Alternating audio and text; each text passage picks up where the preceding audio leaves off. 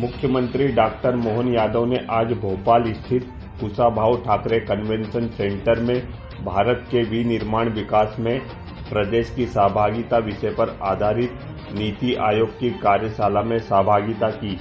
नीति आयोग द्वारा बनाई गई नीतियों का बेहतर ढंग से क्रियान्वयन कर हम इस दिशा में तेजी से आगे बढ़ रहे हैं। शासन को सुशासन में बदलना।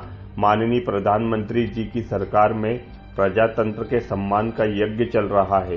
आदरणीय प्रधानमंत्री श्री नरेंद्र मोदी जी की स्पष्ट दृष्टि, पारदर्शिता, जवाबदेही एवं जनता का विश्वास जैसी व्यवस्थाओं के आधार पर देश में कार्य संपन्न हो रहे हैं।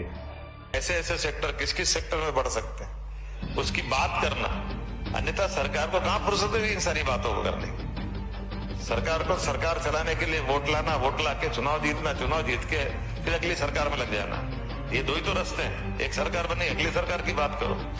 लेकिन बनी हुई सरकार को, शासन को सुशासन में बदलना, जवाबदेही के साथ करना, और ये हमारे आपके नहीं, हमारे यहाँ अतीत से परंपरा थी। सम्राट विक्रमादित्य और 32 पुतली वाला सिंहासन, विक्रमादित्य का सुशासन राम राज्य की याद दिलाता था।